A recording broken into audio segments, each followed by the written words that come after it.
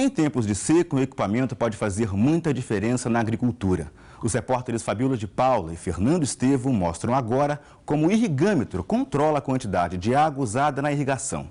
Com ele é possível gastar somente o necessário, sem desperdício. As goiabas da propriedade de seu José Luiz, em Afonso Cláudio, região serrana do Espírito Santo, estão bonitas, grandes, mas nem sempre foi assim. Antes o fruto ele amadurecia, sem amadurecer ele ficava mole, né? E hoje ela tem resistência, o fruto está mais resistente, ele não madura muito rápido, madura assim na hora certa e a planta fica sempre nutrida, então a gente está sempre com ela nutrida. A melhora foi depois da implantação desse aparelho aí, o irrigâmetro, que facilitou o trabalho na roça, que é feito por ele, pelo filho e pelo genro. Até para engrossar a goiaba está sendo melhor, porque você sabe a hora, o momento certo de jogar água, não vai jogando de qualquer maneira. E não é por acaso que o equipamento fica assim, pertinho da plantação. É que ele simula as condições de uma área irrigada e sofre os mesmos efeitos do clima. Ele funciona com um evaporímetro. Pode chegar perto. Essa peça verde aqui, que contém água na sua superfície. À medida que essa água ela é evaporada, ela vai retirando a água desse tubo, que nós chamamos de tubo de alimentação, e que já tem também uma escala graduada em milímetros, de tal forma que o produtor vai vendo, à medida que o tempo vai passando, o quanto de água a planta retirou do solo. Tá? Por exemplo, aqui está em 10,2 milímetros. Bom, se o produtor chega aqui e vê essa situação, ele se pergunta, preciso irrigar ou não? A decisão da necessidade de irrigar ou não é facilmente observada nessa régua multicolorida. No caso aqui, dessa água nessa direção amarela, indica que chegou o momento de irrigação. O irrigâmetro também indica o tempo necessário de irrigação. Existe uma outra régua, que é colocada, essa régua graduada aqui, que dá exatamente o tempo que o sistema deve funcionar para aplicar aqueles 10,2 milímetros necessários. E no caso aqui, o sistema está marcando 4 horas e 50 minutos. Antes a gente gastava quase todo dia, irrigava lá 2, 3 horas, a média de 14 horas por semana.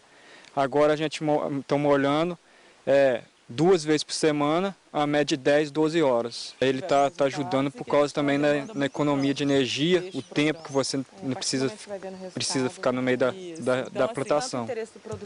Edilson também está economizando água e energia. O irrigâmetro foi instalado há cerca de 1 ano e aqui ele ajuda o produtor no manejo do café conilon. Jogo a água na quantidade certa, na medida certa. Foi simples, muito simples. O que você percebeu em relação à produção? A minha produção aumentou praticamente uns 20% e aí o grão ficou um grão mais formado, mais pesado e além da planta ter o vigor para a produção para o próximo ano, né? Aqui a gente percebe que a régua é um pouco diferente da outra utilizada na plantação de goiaba. É que o aparelho é personalizado de acordo com o tipo de cultura, de solo e sistema de irrigação de cada propriedade. O equipamento foi desenvolvido pela Universidade Federal de Viçosa. 160 produtores rurais do Espírito Santo e de Minas Gerais foram beneficiados por meio de um programa que incentiva o uso racional da água na agricultura. É um programa previsto no Plano Integrado de Recursos Hídricos da Bacia do Rio Doce. Os produtores interessados foram cadastrados e nós começamos a fazer uma distribuição de acordo com as áreas dentro dos municípios, de acordo com as culturas, e aí eles começaram a receber todas as etapas. Este programa vai contemplar 6 das 9 subbacias do Rio Doce, 3 no Espírito Santo e 3 em Minas Gerais. O Rio Guandu foi o primeiro contemplado aqui no estado, seguido do Rio Santa Maria do Doce. Ano que vem será a vez do São José. Em Minas Gerais, os rios são Caratinga, Manhuaçu e Suaçuí. São 40 irrigâmetros em cada afluente, um total de 240 propriedades.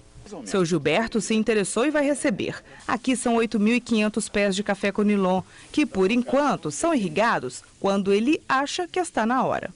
Mas eu acho que vai ser muito bom agora, porque com esse aparelho, né, que a gente vai instalar, porque aí eu vou saber a água que eu vou usar, quanto eu vou precisar, né? Tem mesmo que economizar, porque contar com a chuva está cada vez mais difícil. Em todo o ano passado, choveu bem menos do que estava previsto. E em janeiro, geralmente, são esperados 200 milímetros de chuva, mas até agora nada. E aqui, onde eu estou, é o Rio Guandu, principal fonte de água para a agricultura da região. Tanto no Rio Guandu, que é o principal rio da bacia, como também nos seus afluentes. O rio ele é composto pela água que vem dos afluentes, que vem das nascentes, e as nascentes são abastecidas pelas suas áreas de recarga. E não chovendo, não abastece, a água não aflora nas nascentes, as nascentes não contribuem com os afluentes e com o curso principal. E é um dos principais rios aí para a agricultura, né? Sim, esse é o rio que abastece a nossa cidade e também os produtores que produzem o nosso alimento aqui na região. A gente está vivenciando um veranico muito sério. Nesse momento fica mais evidente ainda a importância do uso desse equipamento, que os produtores estão conseguindo manter a qualidade de suas lavouras sem desperdiçar água, jogando a quantidade de água no momento certo.